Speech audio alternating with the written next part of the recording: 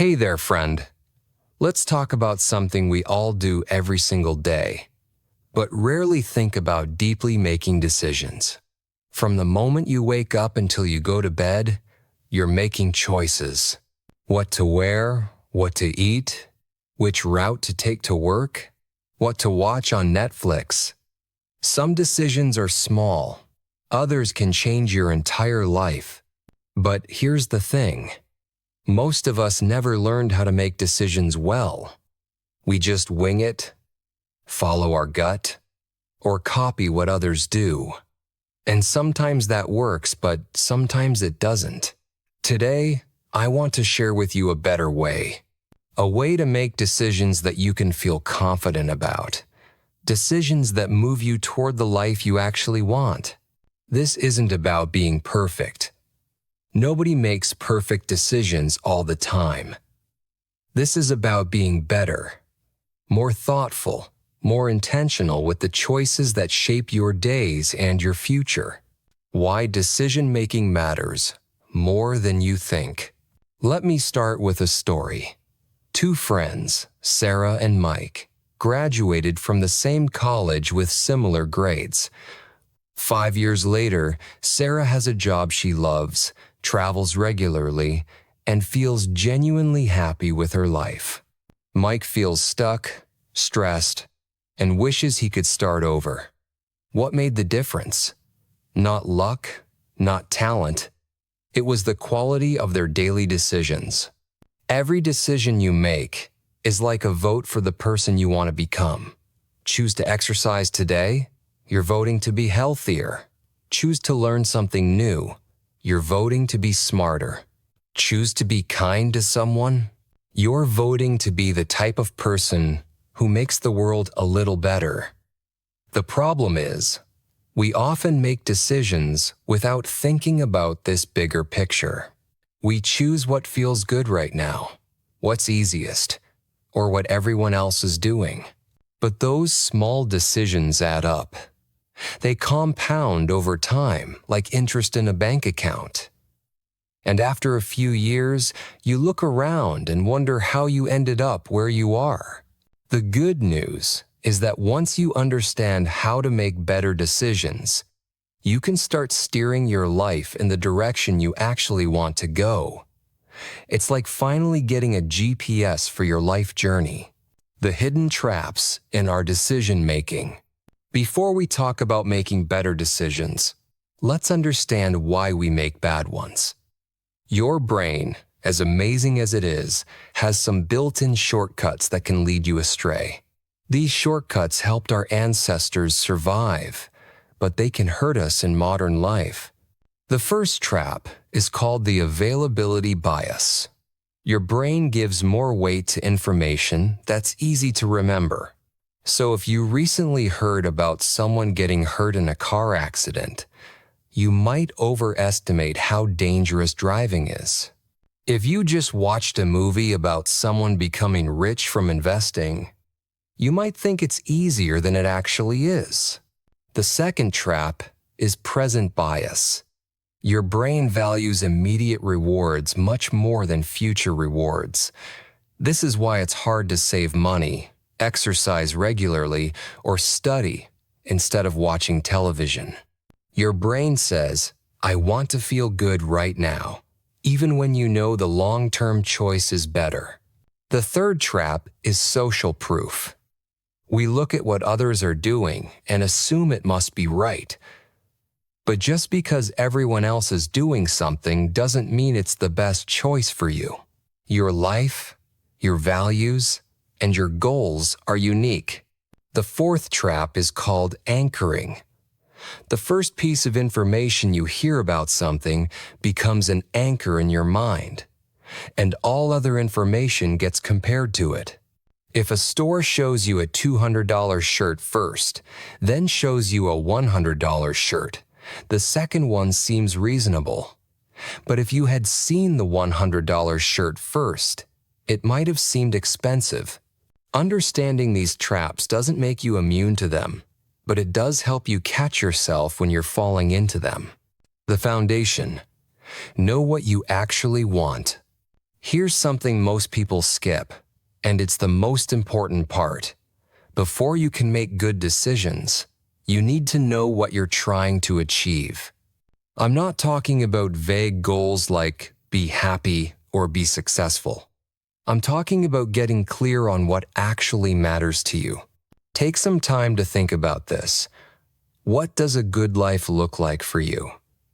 Not what your parents want, not what society says you should want, but what you genuinely want. Maybe it's having deep relationships with people you love. Maybe it's the freedom to travel and explore. Maybe it's building something that helps others. Maybe it's a combination of things. Write it down. Make it specific.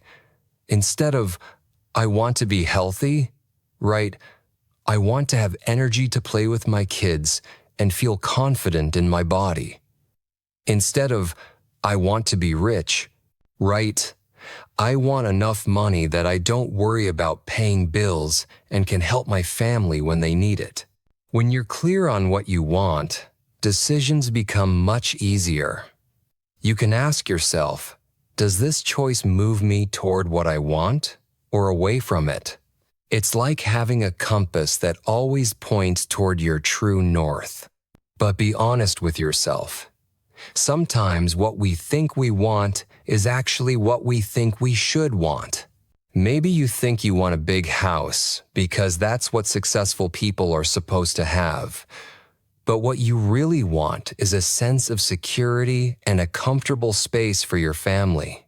A big house might give you that, but so might a smaller house in a great neighborhood with money left over for experiences and peace of mind. The D-side framework. A simple system for better choices. Now, let me give you a practical system you can use for any important decision. I call it the DE-side framework.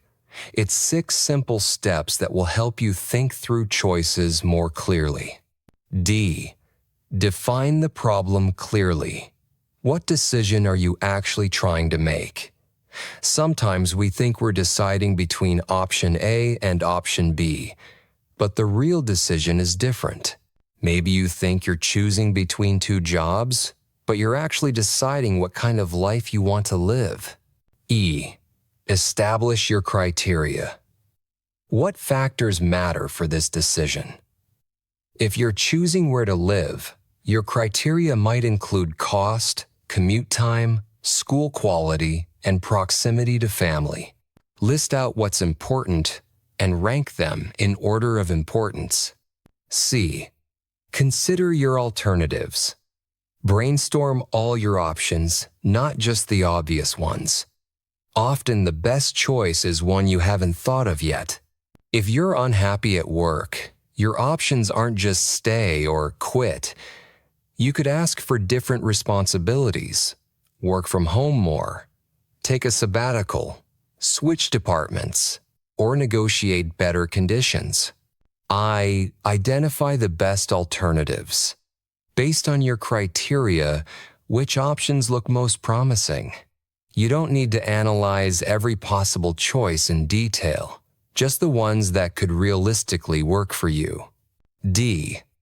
Develop and implement an action plan. Once you choose, make a specific plan for moving forward. What's the first step? What's the timeline?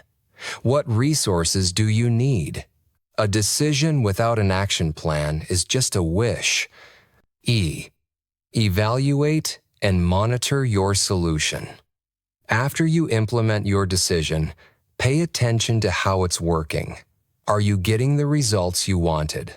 If not, what needs to adjust? Good decision makers are always learning from their choices. This framework works for big decisions like changing careers or small ones like choosing a restaurant for dinner. The key is to actually use it, not just read about it. The power of reversible versus irreversible decisions. Here's a concept that will change how you think about choices: the difference between reversible and irreversible decisions. Amazon's founder Jeff Bezos talks about this as type 1 and type the 2nd of December-isions. Type the 1st of December-isions are like walking through a door that locks behind you. Getting married, having kids, choosing a college major, buying a house, these are hard or impossible to reverse, so they deserve careful thought and time. Type the 2nd of December-isions are like walking through a door that stays unlocked. Choosing what to watch on Netflix, trying a new restaurant, taking an online course, even choosing most jobs.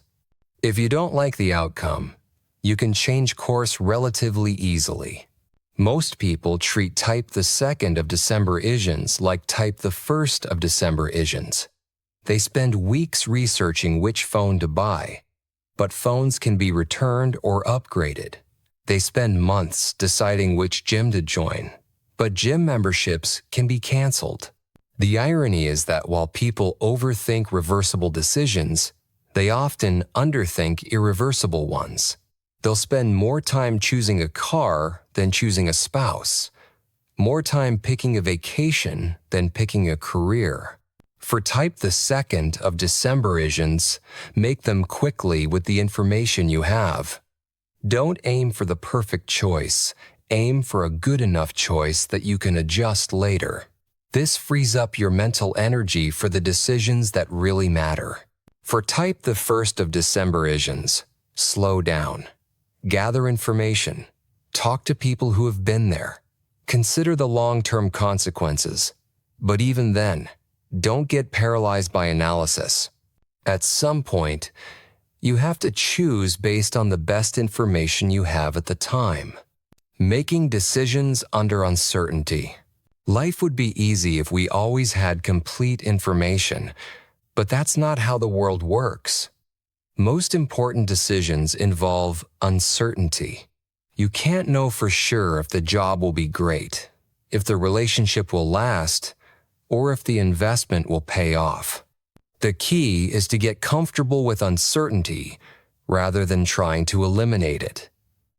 Here's how to make good decisions even when you can't predict the outcome. First, focus on the process, not the outcome. A good decision is one where you used good judgment with the information available at the time. Sometimes good decisions lead to bad outcomes due to bad luck, and sometimes bad decisions lead to good outcomes due to good luck. Don't judge your decision-making based on short-term results. Second, consider multiple scenarios. Instead of trying to predict what will happen, think about what could happen. What's the best-case scenario? What's the worst case? What's most likely? Can you live with the worst case? Are you excited about the best case? This helps you understand the range of possibilities. Third, make decisions that give you options. When possible, choose paths that keep doors open rather than closing them. Take the job that gives you skills you can use elsewhere. Move to the city where multiple opportunities exist. Build relationships with people in different fields. Having options is valuable in an uncertain world. Fourth, have a bias toward action. When facing uncertainty, many people freeze and avoid deciding. But not deciding is still a decision. It's deciding to stick with the status quo. Often, taking action and learning from the results is better than waiting for perfect information that may never come. Remember, you don't need to be right all the time. You just need to be right enough, often enough, to move your life in a positive direction. The role of emotions in decision-making. For a long time, people thought emotions were the enemy of good decisions. The idea was that you should ignore your feelings and make purely logical choices. But research has shown that emotions actually play a crucial role in good decision-making. Your emotions are information. They're telling you something important about what you value and what matters to you. If you feel excited about an opportunity, that's valuable data. If something makes you feel uneasy, that's worth paying attention to. The key is to acknowledge your emotions without being controlled by them. When you're making an important decision, ask yourself, how do I feel about this option? What is this emotion telling me? But also ask, is this feeling based on reality or on fear? Is it helping me or hindering me? Some emotions are particularly tricky when making decisions. Fear can keep you from taking beneficial risks. Anger can make you want to quit or retaliate when patience would serve you better. Excitement can make you overlook important details. Guilt can make you choose what others want instead of what you want. Here's a simple technique. When you're feeling a strong emotion about a decision, take a step back and ask, what would I choose if I weren't feeling this way? Then ask, what is this emotion trying to tell me? Often, the best decision incorporates both the logical analysis and the emotional wisdom. Also, consider how you'll feel about this decision in the future. Psychologists have found that people often overestimate how happy positive events will make them and how sad negative events will make them.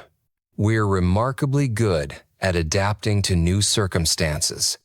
This doesn't mean outcomes don't matter, but it does mean that your happiness depends more on your general approach to life than on any single decision. Learning from your decisions. Every decision is a learning opportunity, whether it turns out well or poorly. The people who get better at decision-making over time are those who pay attention to their choices and extract lessons from them. Keep a decision journal. When you make an important decision, write down what choice you made, why you made it, what you expected to happen, and how you felt about it. Then, after some time has passed, revisit your notes. What actually happened? What did you learn?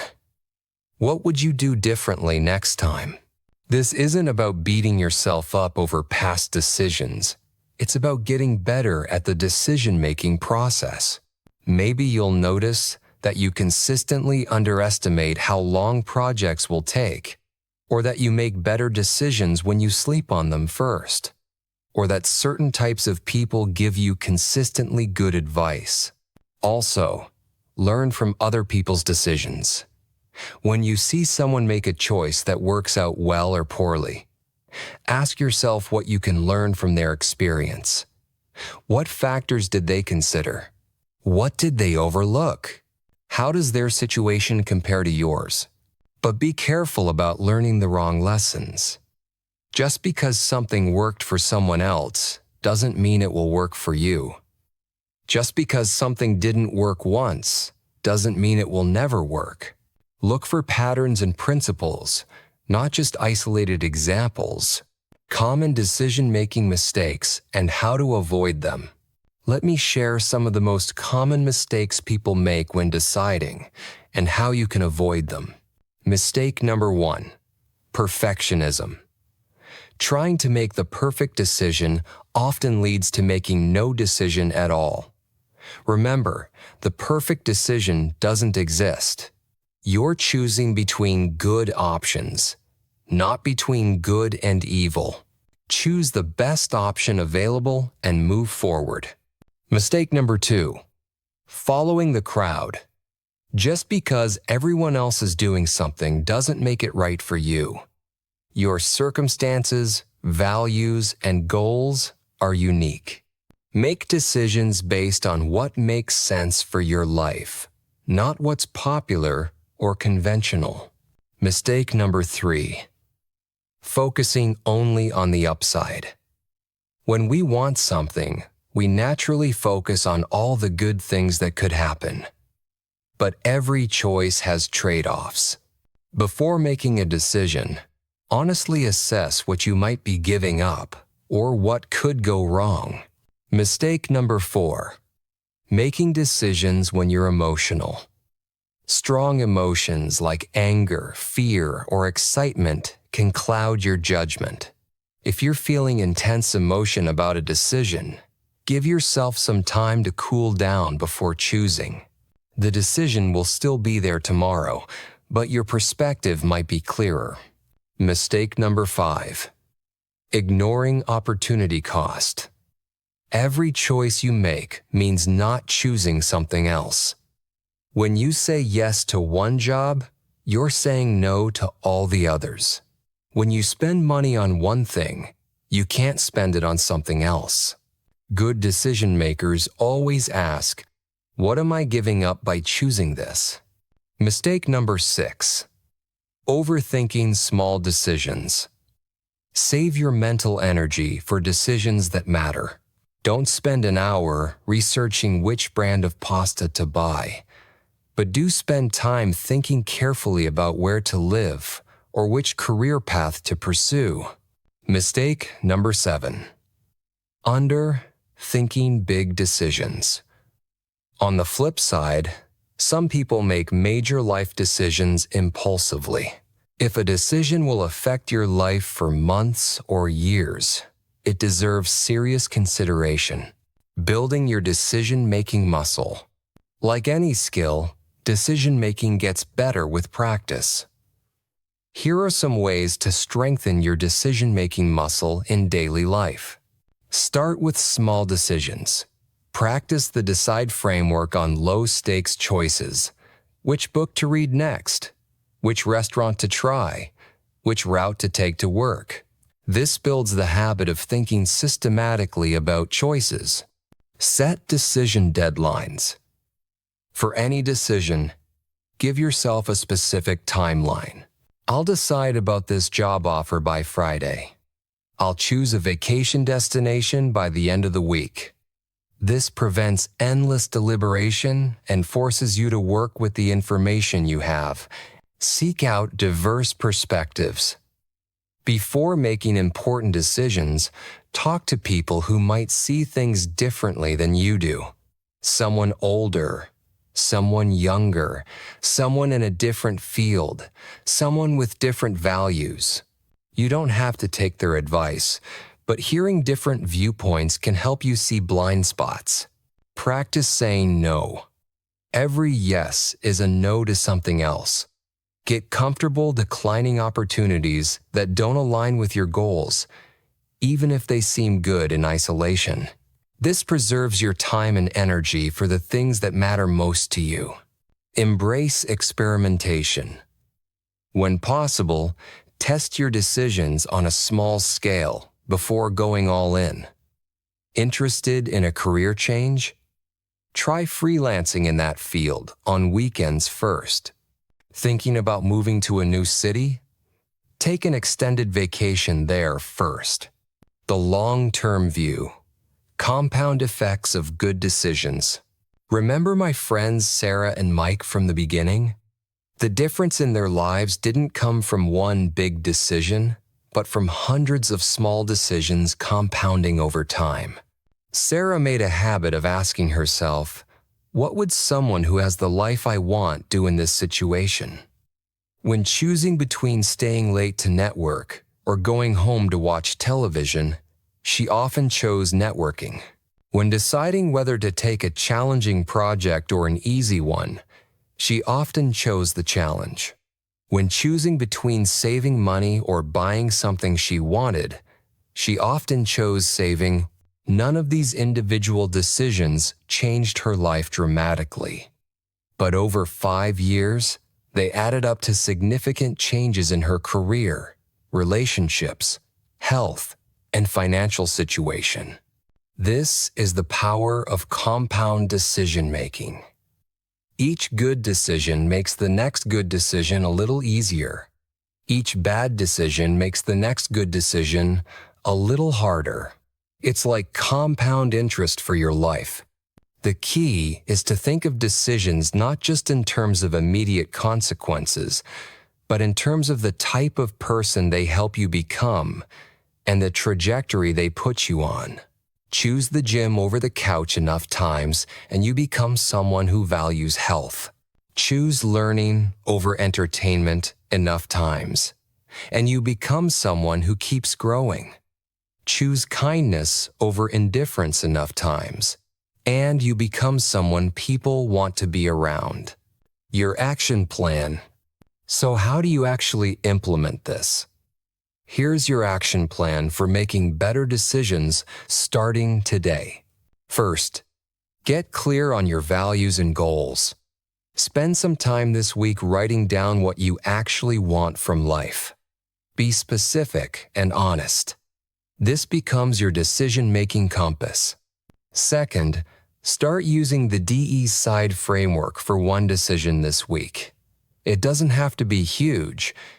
Maybe choosing which skill to learn next or which habit to build. Practice the process. Third, identify one area where you tend to make poor decisions. Maybe you procrastinate. Maybe you people please. Maybe you avoid difficult choices. Focus on improving your decision-making in this one area. Fourth, find a decision-making buddy. This could be a friend, family member, or mentor who can help you think through important choices. Sometimes we're too close to our own lives to see clearly. Fifth, start keeping a simple decision log.